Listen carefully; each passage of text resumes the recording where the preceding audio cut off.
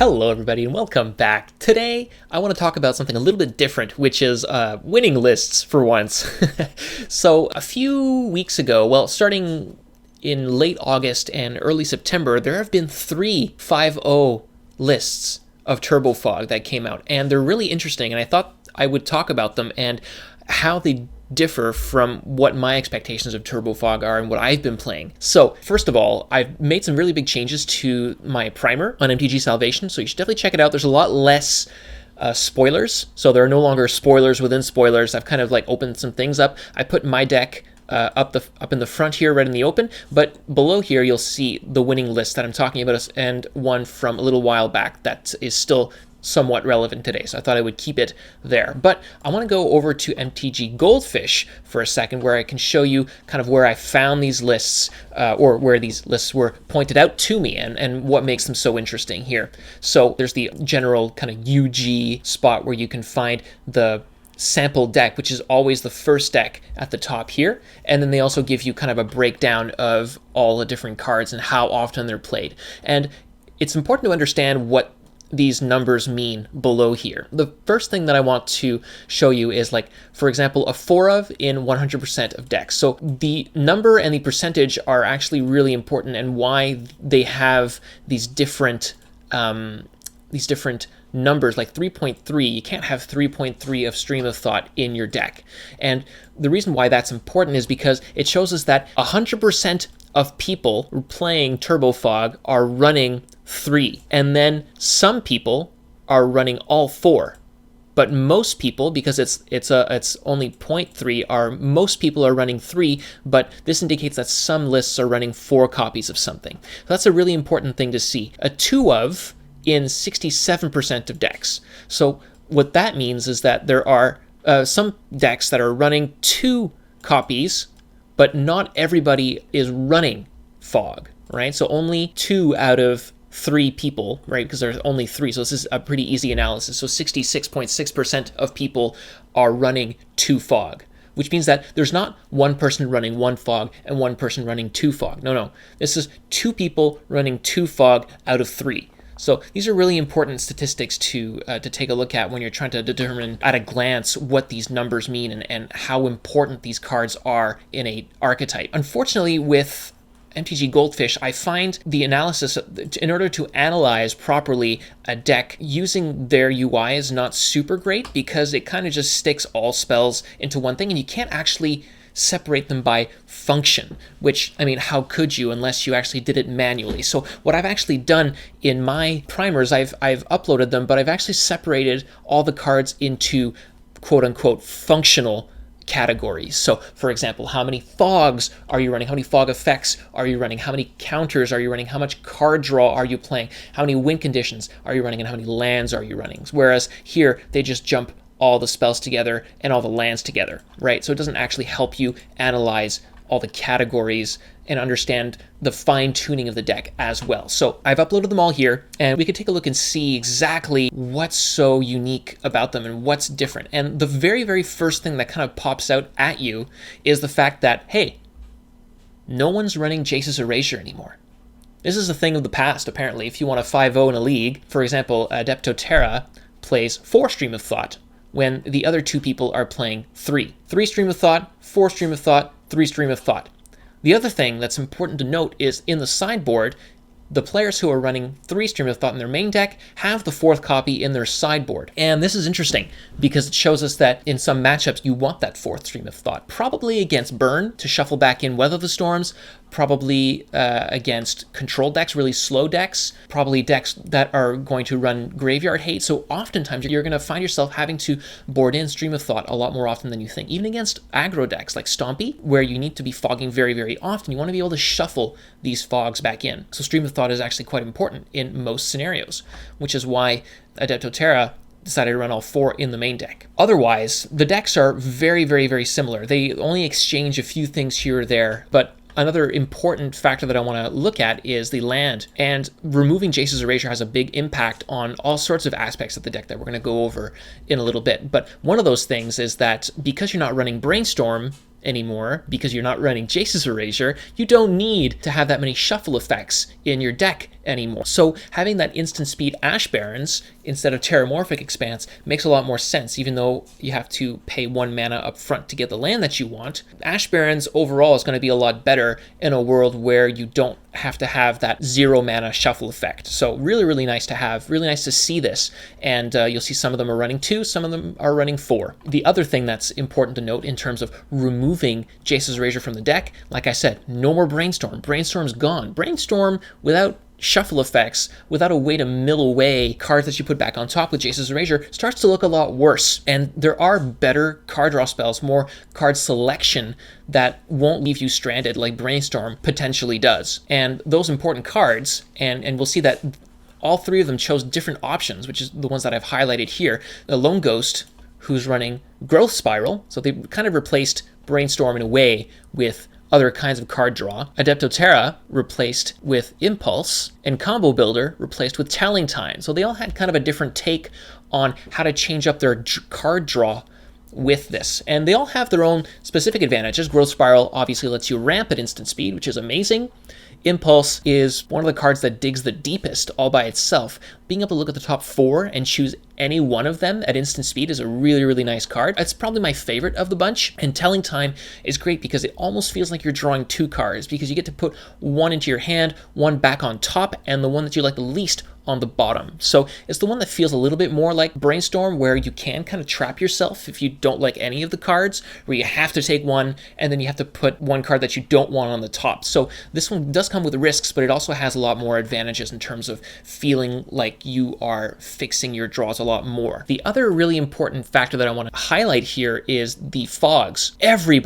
Everybody is running 4 Weather the Storm in the main deck. I was doing a split of 2 and 2 between the main deck and the sideboard, but they are all running 4 Weather the Storms, and they are taking out fogs for those. We only have one person, Lone Ghost, who's actually gone down to 11 quote-unquote fog effects, right? So they've gone down 2 Tangles and 1 Moment's Peace to add in Weather the Storm and an extra card draw spell. So they're up to 22. It was really interesting to see that mixture, whereas everybody else has stayed with kind of a 12 package, which I think personally is the right call, but again, I'm not the one finishing with 5 O's, so what do I know, really? What I've noticed is a lot of people are cutting on Tangle. Not everybody is, but a lot of people are cutting on Tangle, and Lone Ghost even cut on Moment's Peace, which kind of looks wrong on the onset, but when you think about it, when you're running Stream of Thought and you've exiled your fog effect, you can't shuffle fog effects back in. So you're relying on finding your fog or your tangle, or not flashing back your Moment's Peace to shuffle it back in. So in a way, Moment's Peace is kind of a non-bow with Stream of Thought in terms of shuffling fogs back in aggro matchups. This person's also cut down on 1 Muddle the Mixture. I find at this point they're getting a little bit soft to aggro, which means that they might not have a fog every turn, starting on their turn 3, for example, where an opponent could kill you on their turn 4. So there are some risks involved with that, but considering the metagame right now, this seems like a good call. In terms of everybody else, well, they're kind of running the same kind of package. Weather the Storm might feel a little bit weaker against aggro matchups where you want to have it earlier, or else if you run into it later in the game, it kind of does nothing. But you also can just counter it with Arcane Denial in that case, and it feels really, really good. So there are some advantages to that. In terms of sideboarding, there are a lot of interesting things going on here. What I'm liking here is that a lot of them are running the 4 counterspell. Our Lone Ghost is running 3 counterspell, but the counterspells count is very, very high. In the case of Combo Builder over here, we've got 2 Dispels, 4 Hydroblast, 4 counterspell, 2 Muddle the Mixture. That's 12 counters in the sideboard.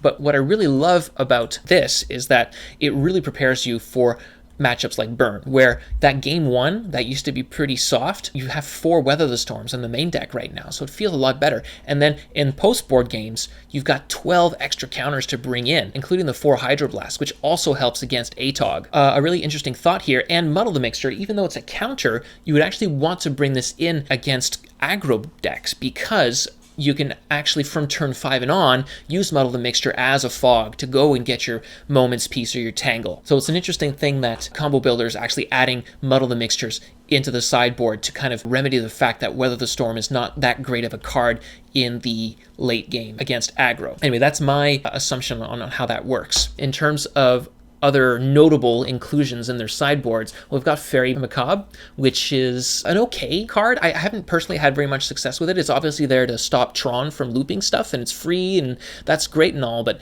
I haven't found that to be super effective, which is why I kind of went with Return to Nature, because I just find that it kind of does the same thing as Fairy Macabre in a lot of ways. However, it's not free. It costs 2 mana, which is a big deal. But on the other hand, it does have other applications as well, which Adepto Terra, for example, tries to answer with Wilt. An interesting card for sure because it cycles for 2, and it's basically just a better naturalize in almost every scenario. Adepto Terra also runs 3 Gutshot, which I assume is for Delver Secrets and Fairies and stuff, where your life total is a little bit less important.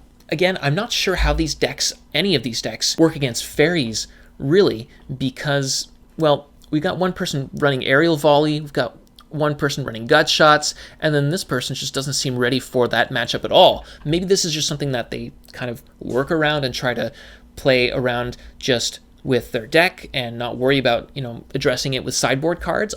I don't know. I don't know how effective that is. Then again, my success rate against Delver and Fairy decks has not been very good either. I find, it's really the Ninja that's the problem. The only reasonable way that I've found to deal with ninjas has been Quicksand, and even then that's not a perfect answer because they can always answer with more ninjas. So just an interesting thought to think about there. I think that wraps up about what I wanted to talk about in the winning lists here. So I've kind of taken the liberty of changing up my own deck to kind of reflect what these winning decks are looking like and how I would adjust my personal deck to my taste to kind of match the fashion that's happening right now. I kept my 18 land count. Most of them go to 8, 19, or 20 lands, which is an interesting change, and I think it does make sense when you are running less 1-drops that draw you cards. So I've gone for the 3 Ash Barrens. I kept my 2 forests. One person decided to go down to 1 forest. I don't think that's a really good idea. There are so many scenarios where I want that second forest. I want to be able to fetch another green source. So Ash Barrens, 2 forests. I've cut down on an island or 2. I've gone for Simic Growth Chamber, which I think kind of remedies the fact that I'm only at 18 lands. I put 2 copies of it in there. So it feels like you're getting 2 land drops out of this card. It can feel a little bit slow, I suppose, but it also combos really well with Ash Barrens on turn 1. The major disadvantage that I found with Simic Growth Chamber is that if you're on the draw, it doesn't feel really good to start with this card in your hand because then you have to discard to hand size if you're not playing other cards, which most of our cards kind of replace themselves. So Simic Growth Chamber, not super hot on this card in Turbo Fog. I love Karoo lands, but in terms of the actual Turbo Fog deck, it can have its disadvantages when you just are keeping a full hand size all the time. Otherwise, I've gone up to 21 card draw spells, gone down to 2 Ponder, 4 Preordains, 3 Impulse. Like I said, I really, really love Impulse. I think it's really good, especially when we're no longer running Jace's Erasure, because this is not card draw, this is card selection. You just take the card and put it in your hand, you're not drawing it. So really important distinction. Frantic Inventory, Accumulated Knowledge, nothing's changed there. A lot of our winning lists are running 3 or 4 pieces of the puzzle. I hesitate to go up to 3 or 4 copies because they are 3 mana, which is a lot to pay in most stages of the game. So I've gone to 2 copies, but there's an obvious synergy with pieces of the puzzle and Accumulated Knowledge and Frantic Inventory, which is really worth talking about. Because in the early game, if you play pieces of the puzzle on turn 3, and you haven't played any Frantic Inventories or Accumulated Knowledges, and you reveal them with those in those top 5, you can actually put them directly in the graveyard, and the next ones that you draw will be good for you. Or if you end up with 2 Frantic Inventories in your top 5, well, you can put 1 in your graveyard, 1 in your hand, and then draw 2 on your next turn, which is a really, really nice combo. It also works really well with Stream of Thought to kind of shuffle important cards back in that you might have put into the graveyard with pieces of the puzzle. And on top of that, it also combos well with Moment's Peace, obviously, because then it just feels like you're just drawing 3 cards instead of just 2. So really, really nice to have pieces of the puzzle back into the deck. I'm running the full 4 Moment's Peace, 4 Tangles, and 4 Weather the Storms in the main deck. I kept my 2 Muddles and 4 Arcane Denials, and then obviously Jace is gone. We've got 3 Stream of Thoughts, and to kind of speed up the clock a little bit, which is the only disadvantage of Stream of Thought, is that it's a bit slower than Jace's Erasure. Even if you replicate it, it's hard to keep up with the speed of Jace's Erasure milling every turn and every time you draw. So Thought Scour kind of helps with that a little bit, and it counts as not only a separate win condition, but it's also a quick 1-mana card draw spell that mills them for 2 and has all the advantages of milling at instant speed that Jace did. In the sideboard, we've gone to 2 Dispel, 4 Hydroblast, 4 Counterspell, 2 Muddle the Mixture, so our full 12 counter spells. Having these muddles on the sideboard just makes me feel a little bit safer with playing 4 Weather the Storms in the main deck, because then I can sideboard out some of these Weather the Storms in stompy matchups or very, very aggressive matchups like Slivers, so that I can actually go and get my fogs when I need them. We've got my 2 Return to Natures, and I'm also running the 4th Stream of Thought in the sideboard as well. So that's kind of the big update for Turbo Fog. I'm really impressed that people have been able to 5-0 with these decks. I'm looking forward to trying out this deck for myself. It's going to feel like a whole new world. I hope you guys enjoyed this, and we'll see you next time.